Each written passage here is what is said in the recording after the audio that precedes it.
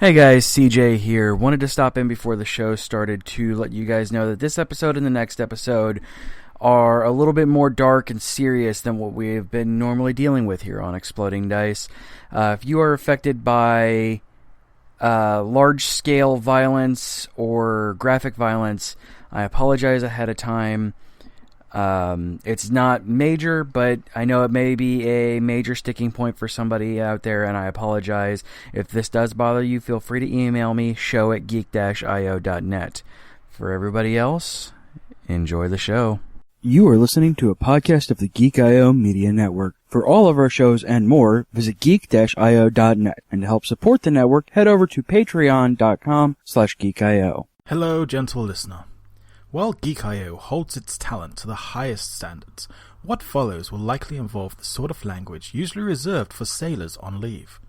If you're of a delicate disposition, then perhaps you would consider a different podcast.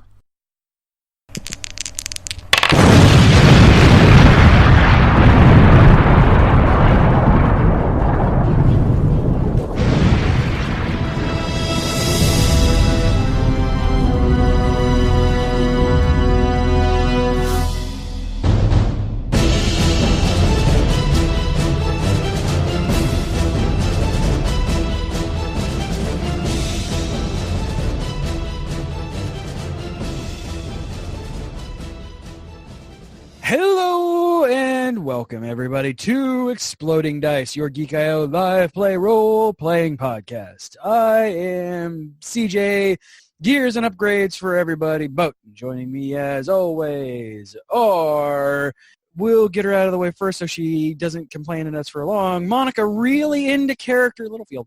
Hello. Then we have Jackie, going to have a lot of paperwork to fill out for Rose new equipment. Hello. We have Carrie. This equipment is not explodey enough. I mean, she's wearing it. Does she really want it to explode on her? She wants it to explode at the other people, which it will do. And Josh, my fists explode. Yeah, they do. So, yeah, last time we got power-ups, you guys. Shonen bullshit power-ups for everybody. Power-ups to the people. Yeah, we did. Also, I have toast. Yeah, you have toast now. In real life, not Elle doesn't have toast right now. Oh, well. In the gross meat space. Because meat space Unless we finished that camp kitchen we were working on. But yeah, we went back and realized that everybody got to reveal that how deep the relationship between Trevor and his dad goes, and the relationship between Raul Zarek and his dad. Which, by the way, is not a much deeper relationship. That's not a me invention. I was literally reading a Magic the Gathering novel, and they said they were married. I'm like, that's fucking awesome. That really is. That's the reason why Trevor being who he is a complete and utter retcon. I read that. I'm like, well, and now that's canon in my game. Because, fuck yeah, it is. Can't not rep that sort of thing. For real, like when you have that, and Raul Zarek is also he's a little bit more dry than in my game than he is in the books, but he's still a very dry person. I could still just imagine that, like, the moment that they enter any kind of public site at all whatsoever, Raul Zarek probably dimension doors 50 feet away from him, so he doesn't actually anybody ever think that there's any kind of physical attention between either one of them. I mean, to be fair, with both of them being as high profile as they are, there is a very real chance that someone will try to use one as leverage against the other. So it's probably safer if they kind of are more quiet about it. Yeah, exactly. But yeah, so that is somebody asked me if I made that up. No, that's not me. That's Wizards. So thank Wizards for that one. But yeah, so relationship between Trevor and his dad is, I mean, awkward, but tolerable. And and turns out the Orzhov are just kind of dicks, at least in this scenario, and not, the horrible big brother, as far as anybody knows. I would imagine you guys being as close to Trevor and not doing what I thought you were honestly going to do to him at the beginning of the campaign helped a lot in this. What, you thought we were going to murder him? Just kind of leave him on the curb somewhere and just fuck off without him, go to the grocery store for cigarettes and never come back. You stay You know, I here. tried once, but those damn little puppy dog eyes of his. You To be stay fair, here. which We're you gonna go probably to would. Gatewatch business, Trevor. Boop boop. I distinctly remember Elle stopping the group from teleporting because it would have left Trevor behind. Yes. I just thought he was not going to be the NPC that everybody kind of is like, nope, he's staying with us. Okay. That's the one we want. This is our NPC. I mean, that's how it happens, Cough Davina. Yeah, for real. Yeah. If anybody ever has insight on my home game, like pet NPCs of the ones who I don't actually think are going to do anything are absolutely. I think I had to write and create a backstory for this Azamar character that the entire party is just like, this is our cinnamon roll? Yes. Yeah, that's pretty fair. This That's is ours now. fair. Yeah, I think for my home games, I think the one that I think one of them was like a halfling information broker that I was just going to use him casually, and then all of a sudden it's like, oh crud, I have to write a backstory for everything, his family, his life for the last 25 years, and oh look, something unfortunate is about to happen to his family in the next episode. How unfortunate! Oh yeah. Yeah, by the way, that is how I steered this game of mostly chaotic people to be heroes. Like, this one NPC kind of steered the entire group from just being like, fuck it, we're gonna kick this tyrant off her throne to, nope, we have to save. Well, we still kicked the tyrant off her throne. We just also made the Azamar lady make a deal with the actual devil. Yes. Yeah. Or my personal favorite was the side quest to grab one of the Infinity Stones became grab all the Infinity Stones and incur the wrath of my version of Thanos. Anyways. To be fair, there was that one orc jailer as well that we... Yes. Oh, yeah. The orc warden. We dressed him up in the warden's robes to sneak past the other orcs. Turns out orcs are dumb and thought he was the real warden. And so he is just now the warden. I was actually in the Deadly Sins campaign, I believe. Yep. Yeah, because the aggressive negotiations that and heroes put on guy. Yeah, and everyone's wanting to kill him, and Kiriath is over there like, guys, we're supposed to be the good guys. Flash forward 2 episodes where Raul and Felix are legitimately torturing a person. Way to go, heroes. Hey, but we promoted that guy. I bet his wife was happy. That guy's happy. All right, so podcast listeners, you're going to hear some ads. We will be right back here in a couple of moments. Stay tuned. All right, and we are back. And it's time to part the veil of reality. So yeah, you guys are feeling all sorts of spiffy and new equipped and powered. So standing in Bank of Orzhov, which is not Orzhovia, which is not at all awkward. yeah, Elle is still on Jack's shoulder, but he's transformed now into Dio having stolen JoJo's clothes. Yes. How does that look, by the way? Because she was sitting on his... Did he put her on his shoulder, or was he still like kind of holding her up, Josh? Yes. Mute to unmute. Drink. Thought I was muted this whole time. Go to unmute. Oh, I was hot the whole time. Story of my life. It probably up on the shoulder, because even if you're really strong, holding things up eventually wears on the arm. Fair. Whereas just letting something rest on something load-bearing like a shoulder, going to get you a little more mileage. So, I mean, she dropped down a couple of feet. Not physically dropped, but like when he sized down, she went with him. So there's like a hologram L placed where she should, and the real L is just kind of like, what's happening? Like she's moving her hand around and seeing her actual hand, or she's seeing what looks like her hand 2 feet farther away than it should be. Yeah. Because it's all just, well, no, this is a hat of disguise, so he actually becomes that size. Okay. So you... Oh, does hat of disguise function like polymorph? Yes. Huh. I totally thought it was just an illusion. Nope. Mm-hmm. The hat of disguise is a actual, like, transformation. Oh. Neat. How is Jack handling this, by the way? He was into it last time. We covered that last episode. Yeah. He was super into it. That wasn't at all me trying to segue into role-playing. Yeah. No, he's got a very non-narcissistic relationship going with the mirror at the moment. Or, breastplate, shield, whatever is reflective enough at the moment. Oh, there's definitely a mirror. Because why wouldn't there be? I mean, it is an armory, so... Gotta look good. Kind of makes sense that there would be, something for checking fit and whatnot, especially in a place as pretentious as Orzhov. Yes. Give me 1 second, guys. Mm-hmm. So while CJ is doing stuff, Elle will kind of lean into him a little bit more. So, what you think? I mean, it's kind of nice not to stand out for once. Yeah, well, for what it's worth, this is really useful and all, but I think the real you is way more handsome. Kind of side eyes. You're real weird, Elle. I like that. Me too. She smiles. You are a burrito. Stop. I'm just sitting here wondering, because the first time Grayson started crying in the background, it sounded like aw, and I was like, aw, he's a shipper, and then he started actually crying. I was like, no, he's not. Nope. That is not my ship.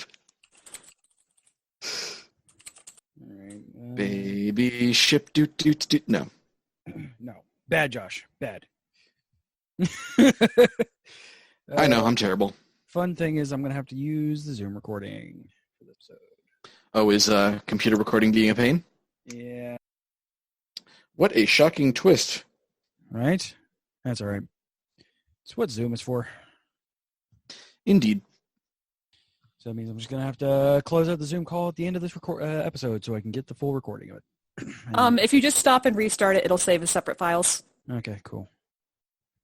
Yay, saving time and sanity. Yep. Because I am not... Wait, what's sanity? I am not all about trying to figure out the fuck is going on with Audacity right now. Well, it doesn't really matter since we're using the Zoom call anyway. Yeah. Exactly. I'd lose a bunch of it even if I was trying to fight with it. So I'm not all about that life. The sheer audacity. Cool. And then because it was said in character on the show, you're a burrito. Stop. Okay, cool. So doing back the thing in 3. Super awkward everywhere. So, is this the part where I get to go punch something even harder than I've punched something before? Yeah, probably. And the nice thing about this is we don't have to try to convince Phelan not to kill you. Yeah, there's a possible workaround if you guys figure out. Not tell him who that is and hope it works. That's fair. Plausible deniability. Hopefully. If he wants it to work too, it might just. Trevor kind of comes over and looks at you two. My dad wants everybody of the Gatewatch to join him in the war room. Sorry to bust up your everything right now. I'm going to skip the part where we question why a bank has a war room and let's just go. Yeah. He looks noticeably uncomfortable. Man, speculative investments are more ruthless than I thought. Yeah. Yeah, investments. I mean, I've heard of predatory lenders, but damn. Or hostile takeover, I think is the term. Ooh, good one. That's a lot more appropriate. Anyway. Trevor, honey, we're trying not to think about it. It's better that way. I also like how the kid of the team is apparently calling somebody honey now. It's all relative. It's less creepy than if Katrine were to call him honey. So I mean, she is taller than him right now, so. I can reach the top shelf finally.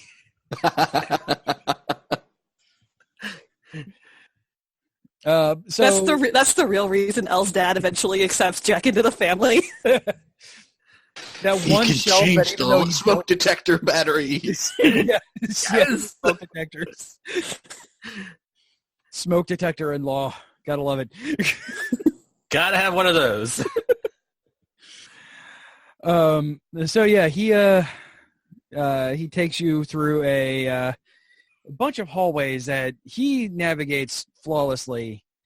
But it is obvious that these are meant to disorient. Like it is not. It is very obvious that this is a labyrinth, and a maze. Can Katrine try to like remember the way that they take? I guess does that make sense? Yeah, I mean, you could certainly. I mean, you could try. I mean, it's not gonna. I mean, the moment if you try to write anything down, you will notice that it is immediately erased. That's interesting. Like the moment that you remove your writing utensil. Nice. Hey Z. Yeah. You know those forms you keep giving me to fill out? Yeah. This is what those used to feel like.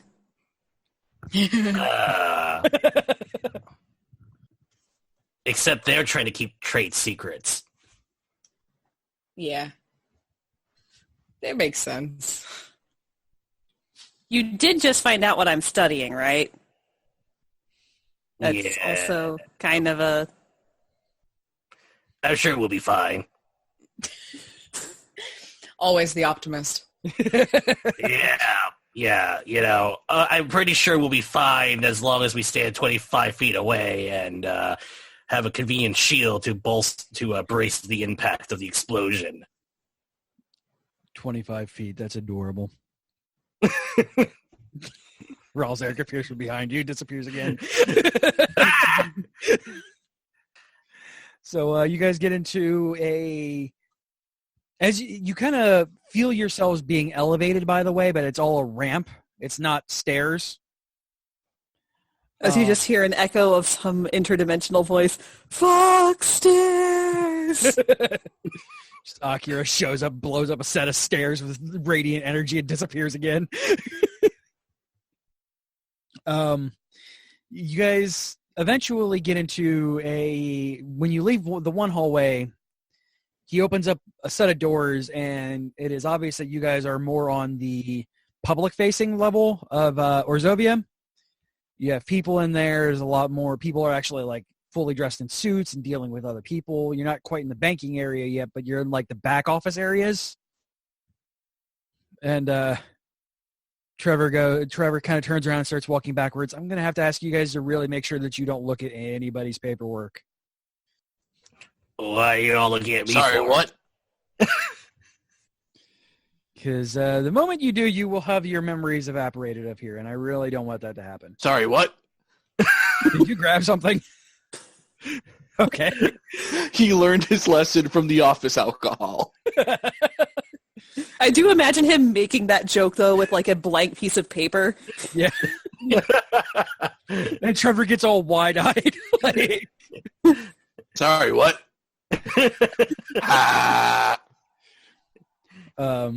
And then you get to elevators. Like, go up. She's already Vated.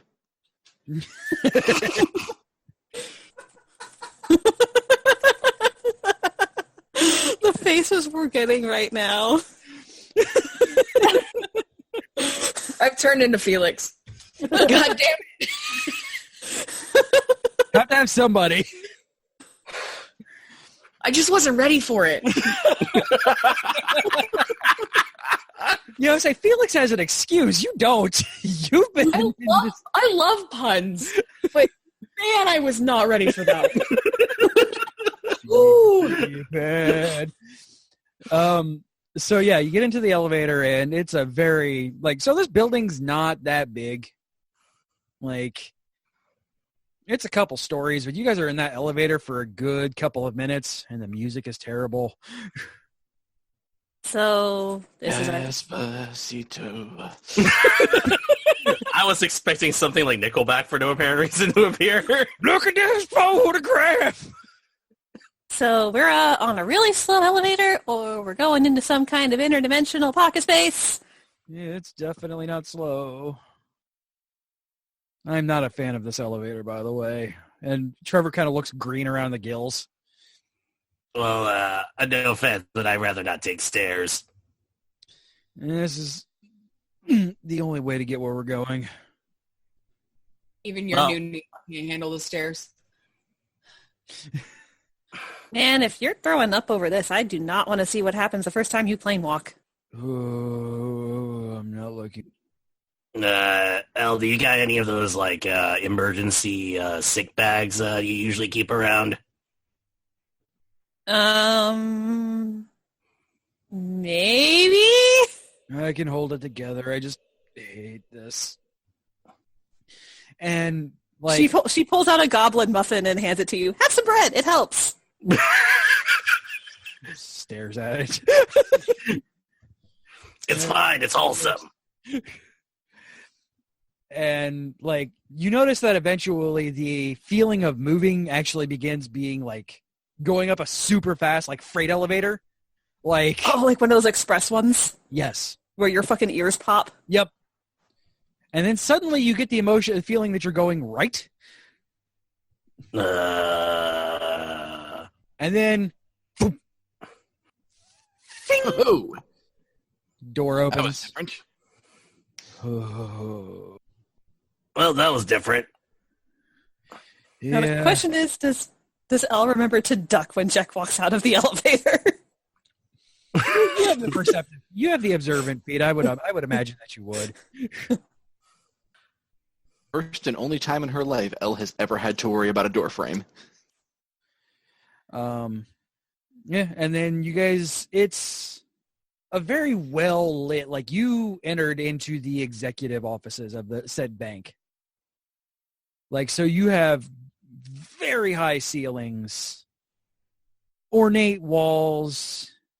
Is everything gilded? Everything. There's the guilds have guilds. It's Ravnica. Everything's gilded.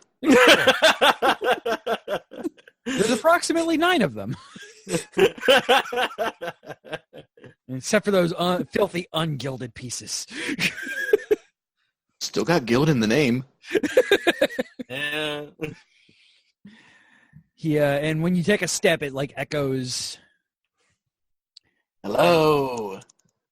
Void, void, void, void.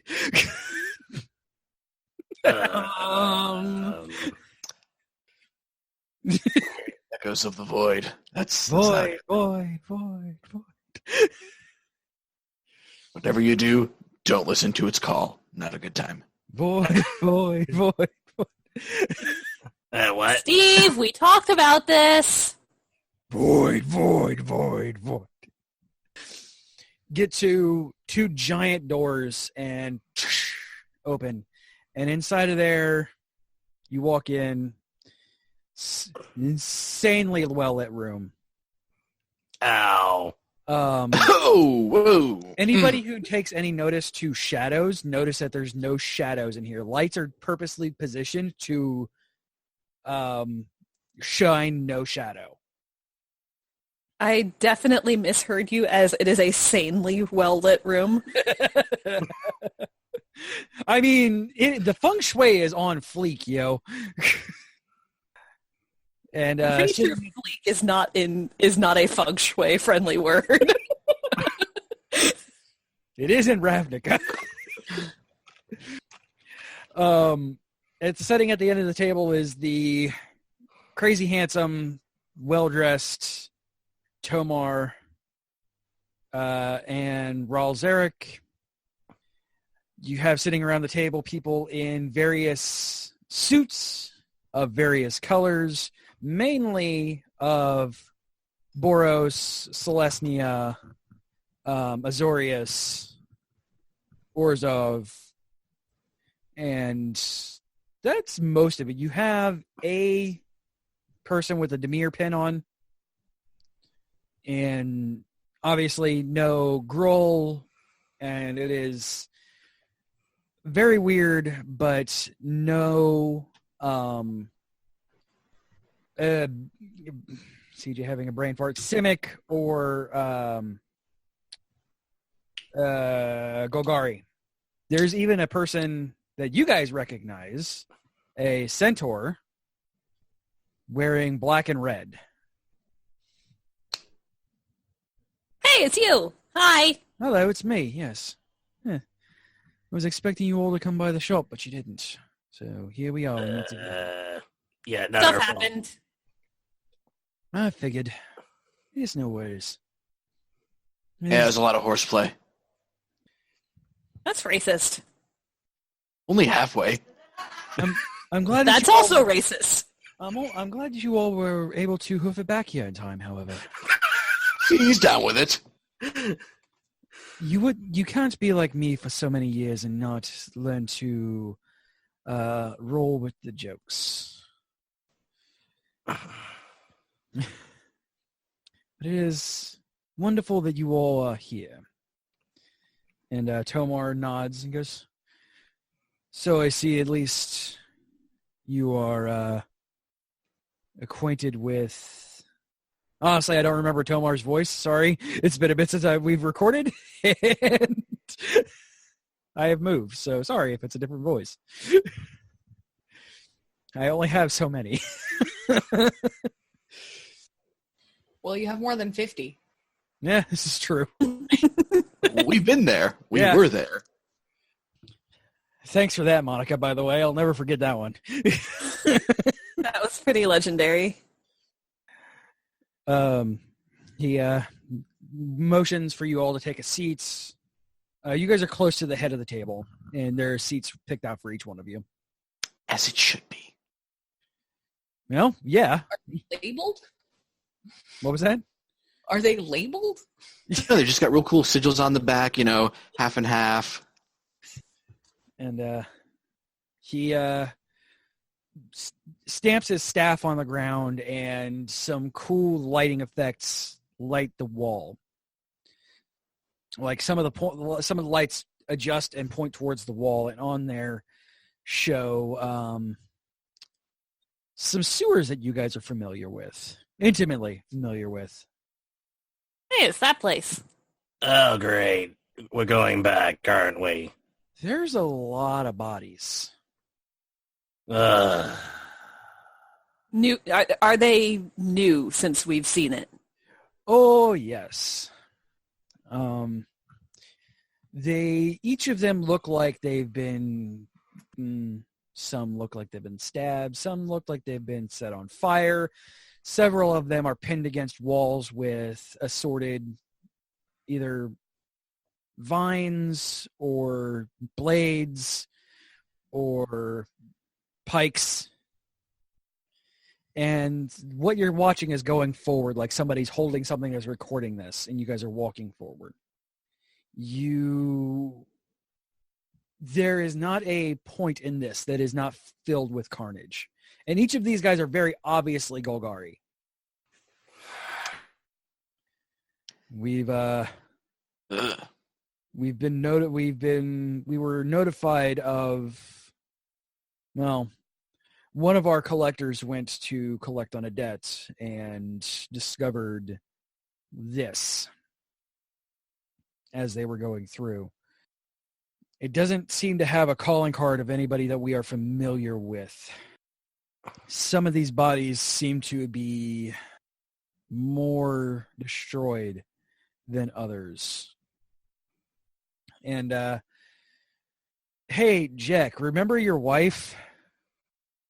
So I should have said this at the beginning of the episode, and I'm going to have to say this a lot. If you are triggered by violence and we'll just go with violence because I don't want to spoil it for the group either. I apologize ahead of time because these next few episodes are not going to be light on that. Just generic intense content warning here. Yes, exactly. And I'm going to put something in, well, hey Dale, when you're reading this, listening to this, If I forget to, which, I mean, face it, I probably will, we need to put something at the beginning of this rated episode. Peggy 20. So your wife, Jack, the hag. X. Yeah. So you see her body as he turns the corner.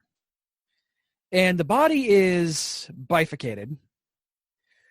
And it appears that there are spikes, black spikes, dug into assorted parts of her body. Her head is not part of any of these. And it looks like there are bite marks pretty much all over her body. Her head is on the ceiling with about, let's make up a number here, 4 spikes driven into it. You know, I was with you guys the whole time. Yeah. Elle is looking a little shaken looking at this, but after seeing what she just did of Z, this is not nearly as bad. No. Yeah, Katrine doesn't even flinch. Yeah, and Z's just like, okay. And It's a little fucked up. The video continues, and there's still, like, not on that level of visceration, but certainly high levels of it as the video continues, and Tomar turns back to you all.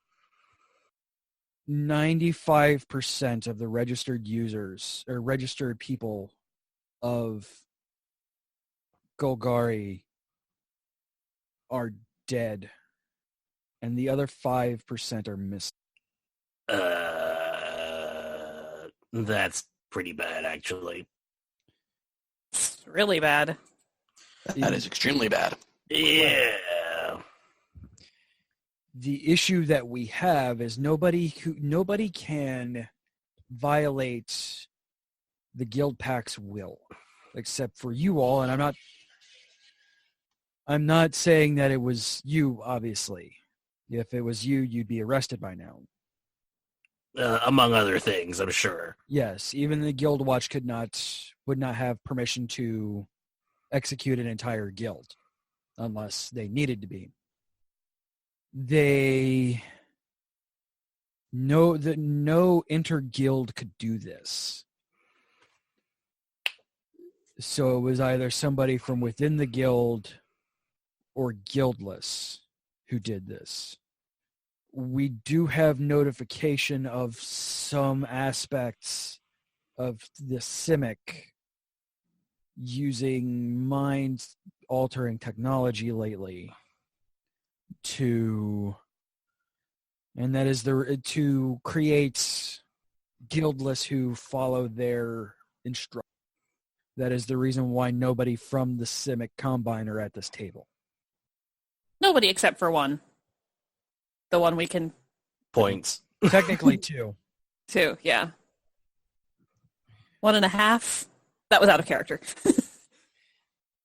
He goes, Tomar nods, and he goes, and again, I know you've had run-ins with the Golgari in the past, but there's no way that you all would be capable of handling this. Yeah, I have to agree. We wouldn't have had the capacity to do this. No. I think we might have a suspect of who did, though. Yeah, and I feel like we have to go back to the sewers because of it now. Mm-hmm. Tomar raises his eyebrow. And Dr. Victor Yell, the guy you guys wouldn't give us any information on when we were asking about it. Thanks, by the way. Oh, that information was not given. That was not given to me, that request. Dr. Victor Yell. He reaches into his bag and pulls out a notebook. And he looks at it and holds his hand above it, and several runes appear on his fingers, presses into it, and he goes, just says, Dr. Victor Yell. And pulls his fingers out, and there's a bunch of like really crazy letters and numbers and everything. And he sits there and just reads it. Monica, you would notice kind of that it is a very, like, you notice there are several similarities to the cipher that you got at the beginning of this. Oh. Okay. And he's just sitting there, like, reading through it, mouthing some things, and eventually slams his hand down.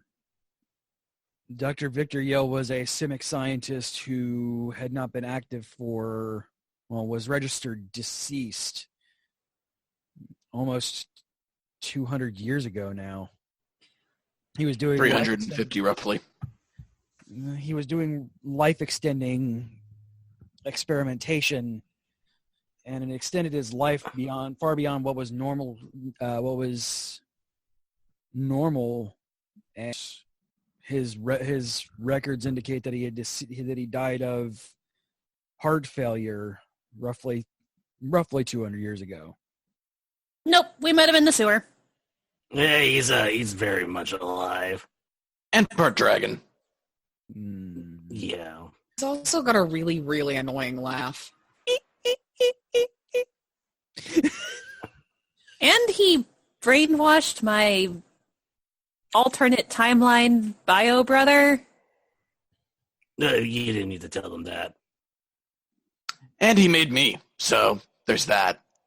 Well, that we... Tomar's eyes flash when you reference... I would insist that you explain more on brainwashing. And Raul puts his hand on Tomar's shoulder. Brainwashing your brother. I mean, it was going to have to come out anyway. These people are helping us. I'll go start the coffee. And toast? Is Kevin around? Kevin's a waffle iron. Kevin! And that person comes out from a side door holding coffee and toast. All right, that's much more efficient. Thank you. A Kevin. And Elle looks at Raul because she was going to have to... I could have sworn she mentioned this. No, Raul knows, but Tomar looked like no one else does. Raul knows Tomar was getting ready to do what an information broker does and try and grill you for all of the information. And Raul basically said, the body language indicated stick to only what is necessary. Yeah. So, I'm sure you guys are familiar with multiverse theory. Of course. Well, there's a multiverse where I had a little brother who was 18 years younger than me, and Ravnica blew up and scattered everybody who survived to adjacent timelines. He wound up in ours, except he's older than me, even though he's my younger brother, but, timelines aren't exactly in sync with each other. Anyway, so he showed up, Yell got to him before anybody else could, and brainwashed him into... if he sees us trying to kill all of us and retrieve Jack for Yell. So going with the notification that Simic has mind-altering drugs and technology. Well, I mean, the Simic might not, but he does. He was one of their leading researchers. It would be honestly a surprise if this considering we also have information from an inside source, as he looks at Trevor. Trevor looks down at his paper and rustles his paper. Yeah, well, every time we asked, all of his stuff was sealed, so we don't know anything about that. For obvious reasons, they are very protective of illegal technology. Well, I mean, we didn't need the technology. We needed information on this guy, so that didn't happen. She points to the camera footage. The Simic are notoriously difficult to gain any information out of, even for us. Unless you are absolute upper echelon, they give what is needed and nothing more. And the man who's wearing the Demir pin, our highest ranking official in there, didn't even have any of this information. And that is distressing. It is unclear when these bodies were put here, and some of them are a lot more torn apart than others, but we don't have a clear timeline. This video was taken 2 days ago now, and we've had a few members of the Boros and Celestia go clean up at these possibly diseased, mostly dead creatures did not pollute the entirety of the drinking water and farmlands of Ravnica. So sadly, there's nothing left for you to investigate. However, we can give you what we have from our investigation. As this is going directly against a guild or a person who is technically registered to a guild as well, we cannot take direct action. So, in other words, you're asking us to more or less intervene. Yes. Kind of in the job description. Yeah. All right, sounds like a normal job to me. If there's any information that I can give to you, our information banks for you are open. Trevor can take you to any information that you.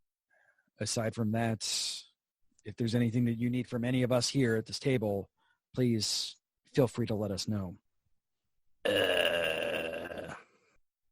Much deeper than an entire guild of thousands of people dead, even people working in other areas found and killed.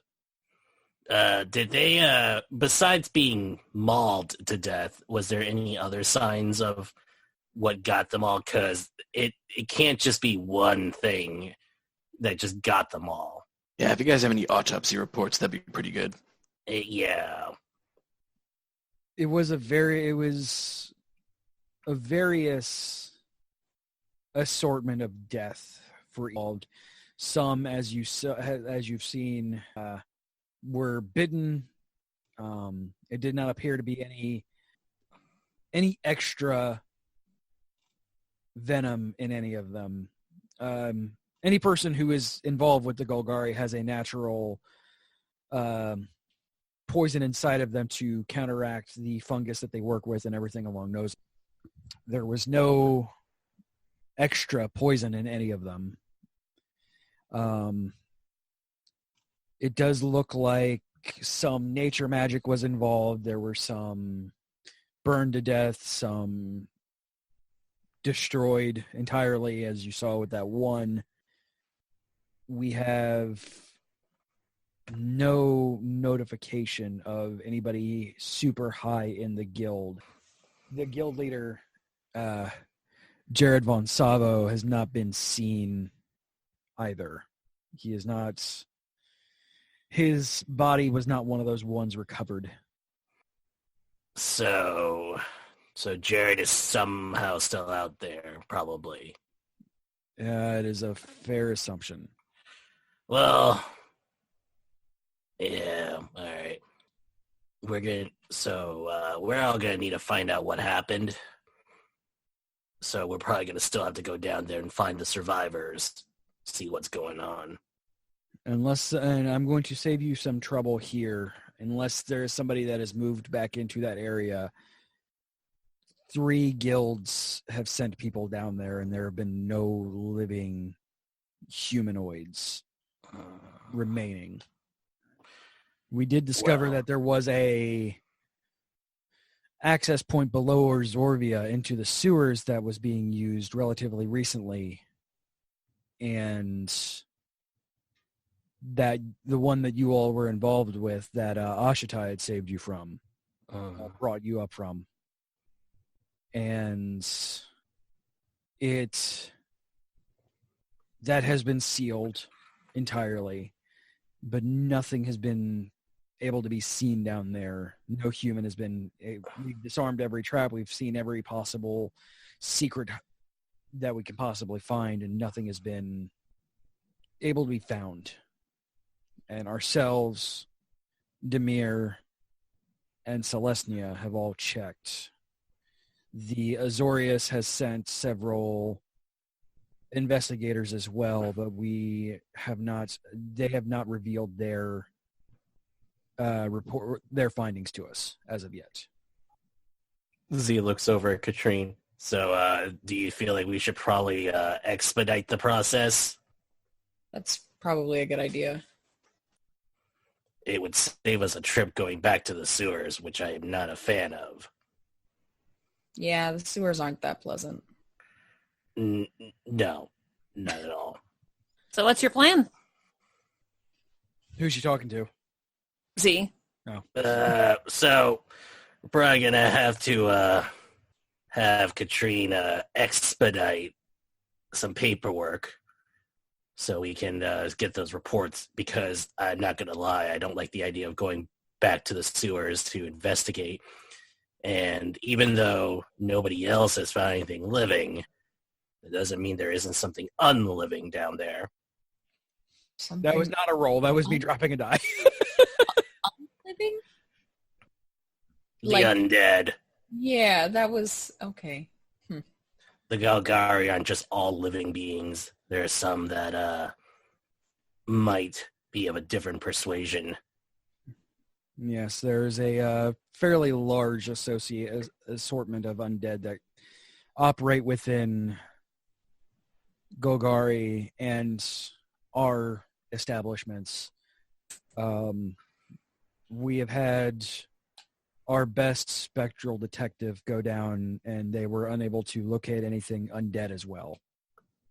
Everything was dead. So the Galgari are essentially wiped out, with any survivors not to be found. Seems that way. Well, I guess our only choice then is to get that paperwork expedited so we can see what the results were from both the investigation and all the autopsy, and see if we can make a clear picture of what's been going on. Cool. Yeah. The person from a couple of the people who are rocking the blue and white of Azorius stand up and I think they're expediting. See, I didn't even have to do it. Wow, that's the first time we didn't have to file paperwork in triplicate. Yeah, I guess we're important enough that other people file the paperwork for us now. Wow, I never thought I'd see the day. Is that what having a secretary is like? I wouldn't know. I wouldn't either. yes. Yeah, they usually giggle and bend over a lot. It's weird. Elle kind of just turns and looks at you, but with toast hanging out of her mouth, so she's kind of doing one of... Video bits on an audio podcast. And just for the listeners at home, Carrie did in fact have toast hanging out of her mouth. She did. Yes. Can confirm. I told you that I had toast, and nobody who was listening believed me. Or maybe you did, I don't know. Those who did, thank you for your support. We're Toastbeyond.com/geekio. We're a pro-toast podcast. Prost. So yeah, you have a few more people get up and leave the table, as it looks like you guys are beginning to plan. Trevor Alright. goes, I can bring you to the information banks if you would like the information that they would have in them. Yeah, let's get what we can and figure out and try to pull all the information together, see if we can get an idea of what's going on. Yeah. Trevor stands up and walks out the room and escorts you guys back through the elevator, where he is barely able to keep down his lunch again. It doesn't feel like you guys, especially those who are particularly observant, that it's going the same way, and he hit like some weird glyphs on the elevator and it's doing some different movements. It's going slantways this time. Exactly. just like diagonal left, diagonally. And elevator stops, opens, and it's a dark, dank room. So he turns and walks backwards with you guys. I'm going to have to ask you to not freak out, as this is not... Well, it's easier to show you. Just try not to freak out. They don't like it when you freak out. Excuse me? Yeah. Just try and keep your minds straight and ask direct questions. Oh boy. Oh no. And he puts his hand up on it, and several spikes shoot through his hand, and he pulls his hand off, and white magic appears on his hand, and he starts healing it. Why? Door opens. Because only certain people have access. You are about to see something that maybe 20 people have ever seen that are still living. Neat. And you walk into there, and the door slams shut behind you. Oh, that's welcoming. Elle jumps a little bit. It is a pitch black room in there. You hear, Here's where everybody starts piping up, I have dark vision! I mean, you still I think can't see everyone- anything, by the way. Does anybody have blind vision? I don't think anybody has blind vision. Or tremor sense? I don't think so. No, I just have dark vision. Yeah, dark I vision can't think see I anything. can technically, but I don't even have dark vision. I'm good. This is fine. Everything's fine. I'm gonna have to get So- back. it's fine. I'm gonna have to get real close to the microphone on this one. What do you see? What was that? Watch. Hey, how's it going? What do you see? Light source would be fantastic. Light is not welcome. Yeah, I understand your sentiment. Your light will leave soon. Yeah, I know I'm on borrowed time. Trevor. Yeah? Are the information banks full of ghostwriters? Possibly. Yeah, we're definitely in a tomb right now. That's fine. We exist everywhere and every place in time. We are the birth and death of this timeline. So about tomorrow's winning lottery numbers. You seek records of the death of the cult. Yep. It'd be helpful. And whatever you have on Dr. Yell, but priorities. Yell seeks to bring the great destroyer back to this realm. The Stay Puft Marshmallow Man again? We just got everything on Sticky. Who's this great destroyer? The great end of all multiverses.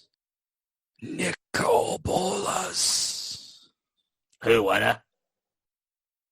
Bless you. The great god dragon who was born shortly after we were.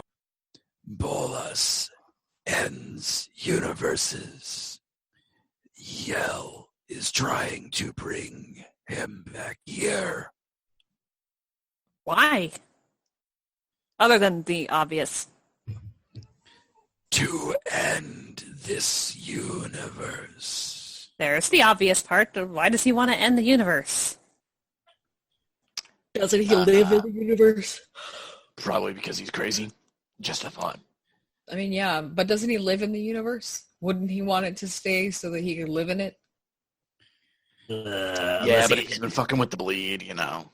So, yeah, if he can figure out to create his own reality, so by destroying another, I think that's kind of a given. That seems egomaniacal enough for him.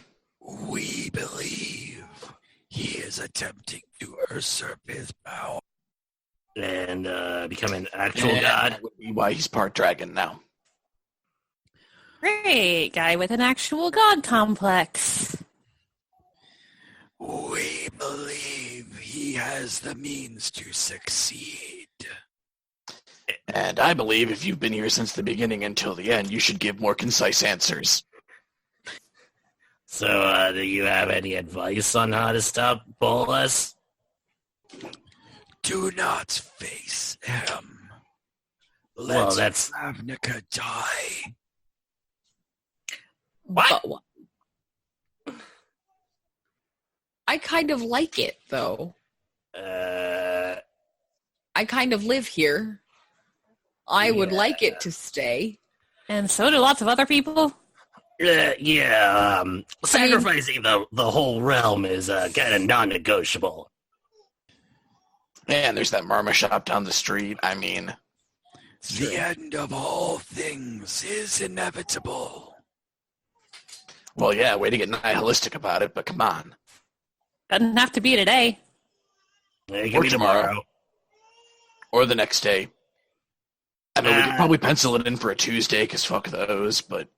No, we gotta pencil it in for Saturday, because unfortunately the Friday before is moving day. We like the weekend. Do not take it from us. But they're unliving for the weekends?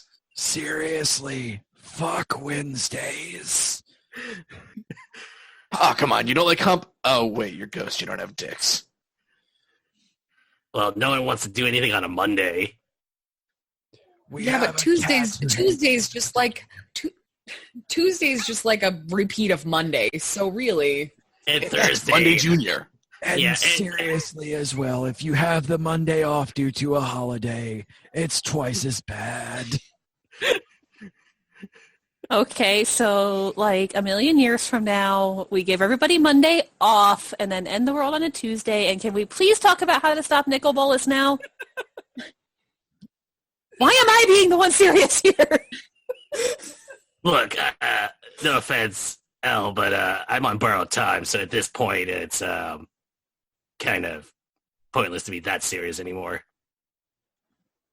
If you can stop Yell from summoning Bolas to this realm, that is the only way you stand a chance of surviving this.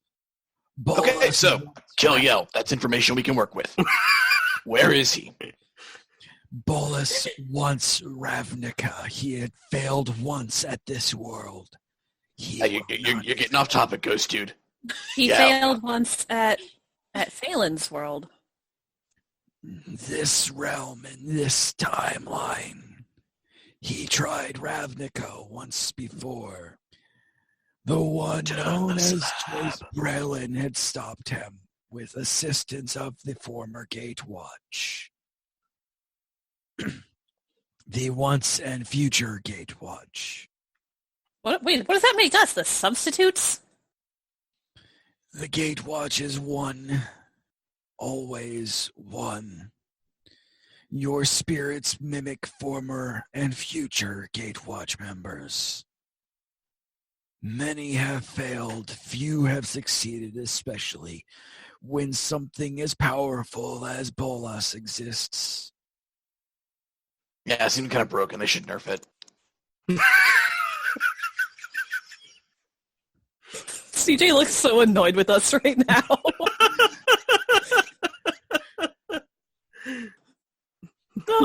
Not annoyed. I knew this shit was gonna happen.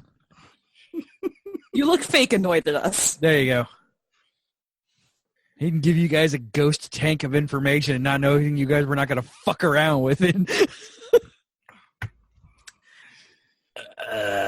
So how do we find Yell?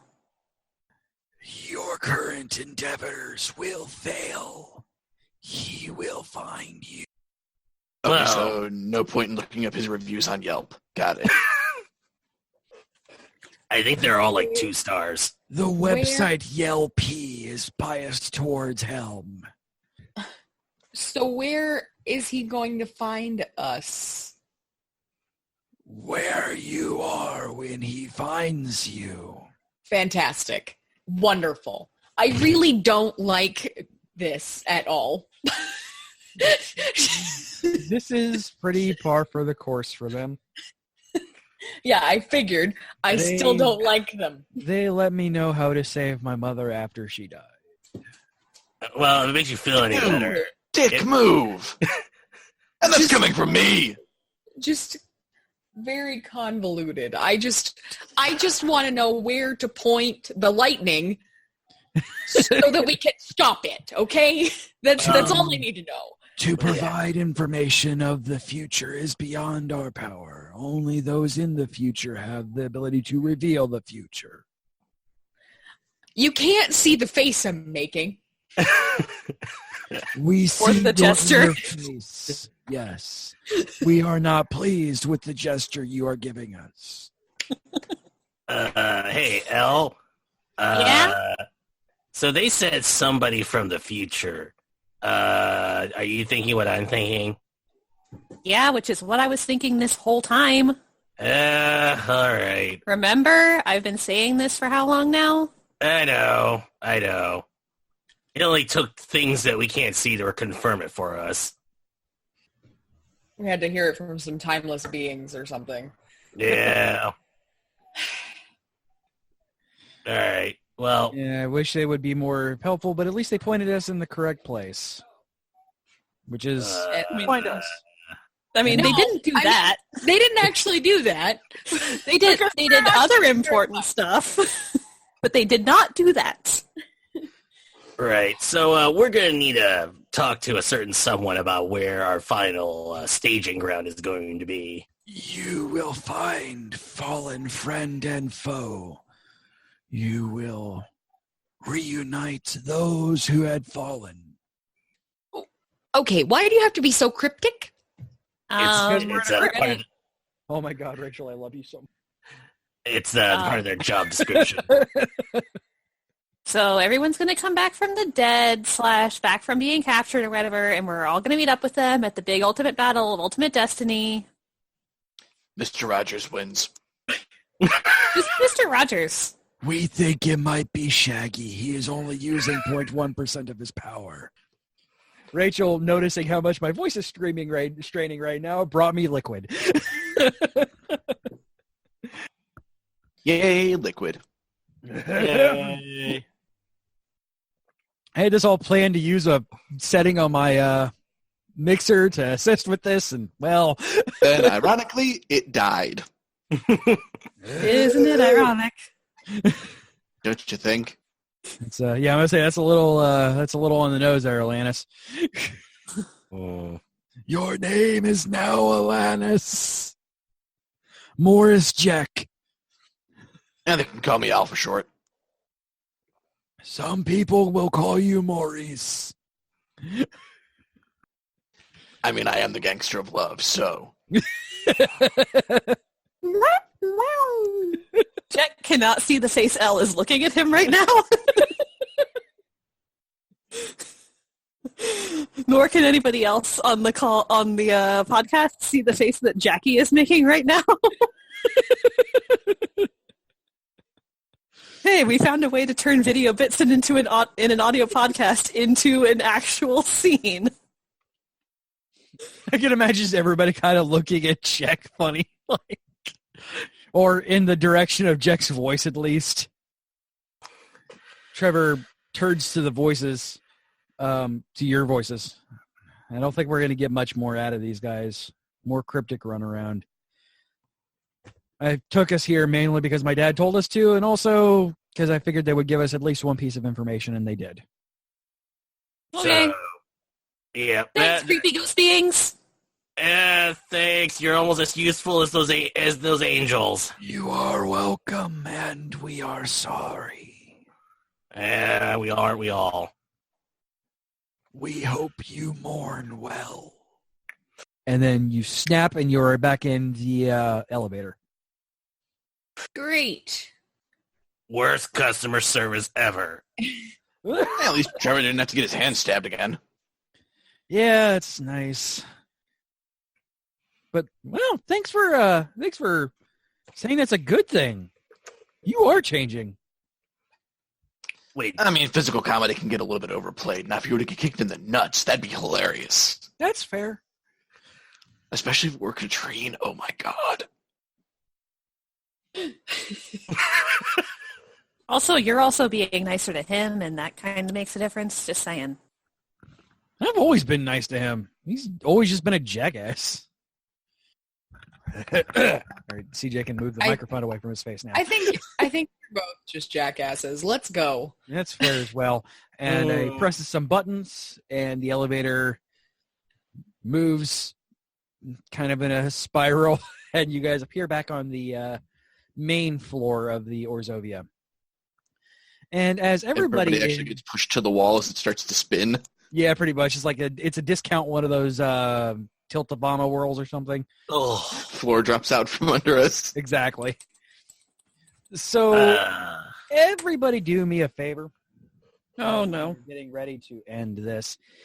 Everybody give me a will save, please. Great. I'm assuming it's a wisdom saving throw. Wisdom saving throw. Sorry. Yeah.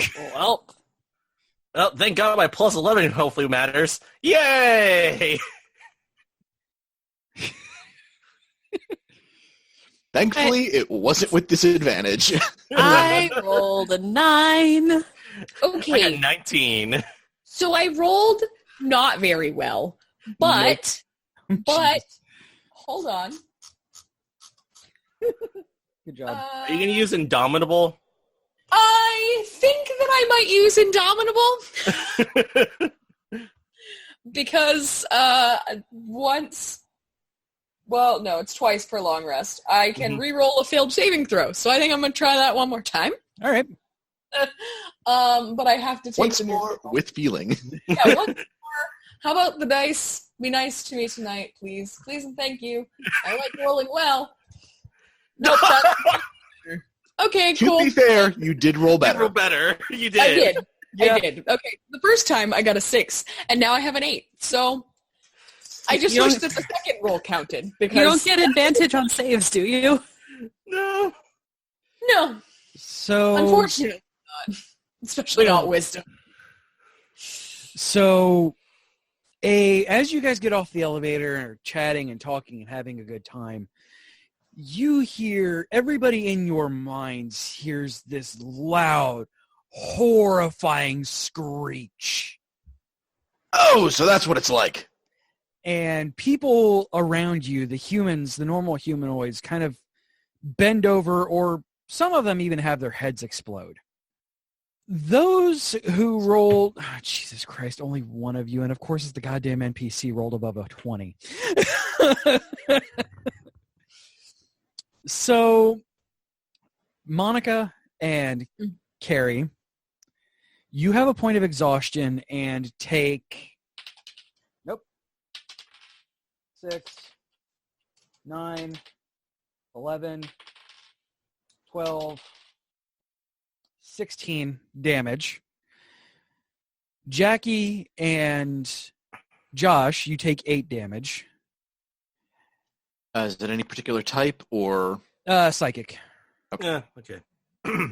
That's kind of what I expected, considering screaming in the head. But And suddenly after that, you feel a very hot feeling and hear an explosion erupt from outside. And that's where we'll end this episode. feeling hot, hot, hot. Thank you guys for hanging out with us. Really appreciate it. If you want to support the stream and everything that we do on the Geek.io network, head over to patreon.com/geek.io. If you want to yell at me for ending like Coop likes to do on a cliffhanger, geek-io.net/discord. For all of us here, we love you. Be good to one another, and we will see you next week. Bye. Bye. Bye-bye.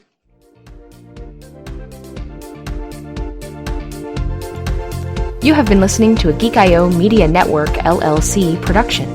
Would you like to convert that to pounds? Copyright 2019.